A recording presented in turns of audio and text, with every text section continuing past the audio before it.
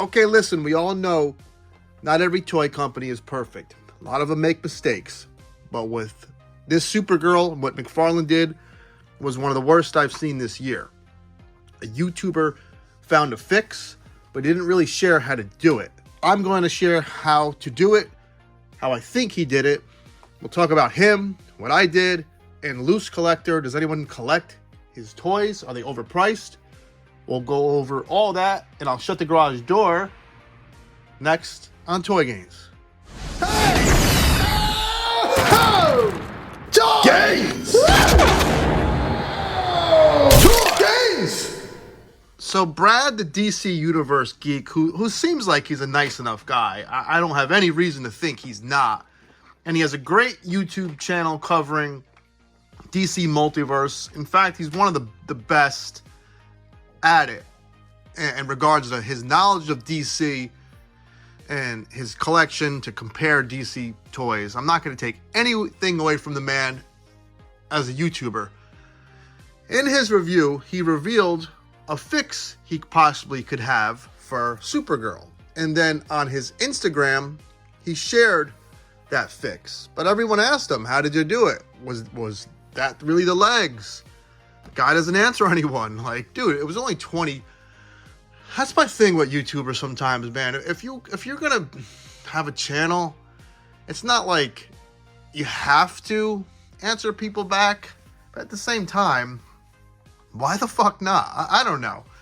I don't think he sells his customs either. So what the fuck, dude? Just fucking just make the video. People requested the video. He didn't do that. I think it's bizarre. So here's the big thing. He took this Harley Quinn, which I repainted her. I got new legs coming in. She has bare legs at the, from the top to the bottom, like this fucking figure should have had. Now, you got to use acetone to get the tattoos off of the Harley Quinn's thigh. That's not hard at all. Acetone is like nail polish remover. The difficult thing was this, and this is the part that little Brad didn't want to share with anyone because maybe he felt like it's too much to explain. I don't, maybe he just doesn't give a shit. I don't know. The issue is this. This thigh, this massive, I didn't bring the other legs in. It's too big. It's big. This is a much bigger leg. This is a much more slim leg. So this didn't fit that well. I know it looks good there, but as you go to the back, you can see like a gap. It was pretty much a freaking nightmare. Do I recommend doing this? Only if you absolutely must see this character's legs. I've seen people paint it, but there's texture on there because it's a boot from Catwoman. Doesn't look good.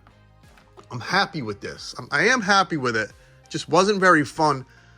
I would say pain in the ass level, a 10. I had to do a lot of little modding. Also, take yourself to Walmart. They got like Christmas tools. Christmas tools. This Dremel was only 15 bucks. It's rechargeable. It came with all the things you need, a customizer needs. A sander, a cutter, $15. Go to Walmart. It's not a little end cap or floating on like one of them cardboard displays somewhere. Highly recommend. I needed that. Basically, I also needed to, because this peg is the size of that. And this leg wasn't the size of that. So I had to Dremel the whole, and I don't know, this thing I didn't even put back in because it's useless. This is actually underneath her crotch. I'll have pictures of that. I didn't put that back. It does everything the figure did before. That's not an issue. It just wasn't very fun. But this is how the figure should have looked to begin with. I don't freaking know why why you have these legs in your warehouse. Don't you? I don't get it. I had to Frankenstein a custom. You guys should be Frankensteining the goddamn thing at the warehouse in China to get these figures to look like they need to look. That's all I have to say about that. I recommend, like I said, if you have experience customizing, go for it. If you absolutely have to have bare legs, go for it. I did. I messed up the gold. I got to repaint that. Try to get fancy, have like a gold trim. I do like this figure now. These were two of my most disappointing figures of McFarlane. Now they look pretty damn good. On to Loosecollector. Loosecollector is a customizer under the customizer ranks of like, you know, Anthony's Customs, he could sound like a prick on his YouTube channel, but the guy did a lot of work for Figure Realm, a lot of sharing, a lot of instructional stuff, a lot of Anthony's Customs is the one who got me into customizing. So the guy he's a decent guy. He just comes off like he hates everything on his channel. That guy helped Figure Realm get going and become popular. Loosecollector became a legend on there.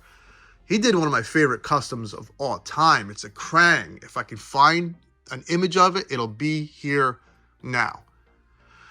And on Figure Realm, he took compliments well, and people would buy his customs, and he wasn't standoffish. I don't think he would share recipes, which is a big fucking deal. I would always share my recipes, and as long as someone gave me credit when they made the figure, I was cool with it. I don't think he shared recipes, which to me is, I don't know. I guess if people want to make a buck, what can you do? I'm getting off the point. The guy has his own toys now. Vampirella, and he just released a new one, and there's no reviews of this thing anywhere. And they look like glorified Marvel Legends. They look nice, don't get me wrong, but the price point is ridiculous. We're talking $75, $80 for what is basically a Marvel Legend. And I heard the quality, I have a friend that has one of the figures, and he said the quality isn't that good. You will be disappointed. I just wanted to know if anyone even had, I know someone has to have it, so I just want to know if anyone in my circle of friends has a Loosecollector figure. What do you think? Are they overpriced? Would you buy it if it was at a like mid-range price point? I think when it comes to, you know, Shartimus Prime, even though that Kickstarter is probably going to fail, it was a decent price point. You got to give him credit there. The guy didn't get greedy with the price point.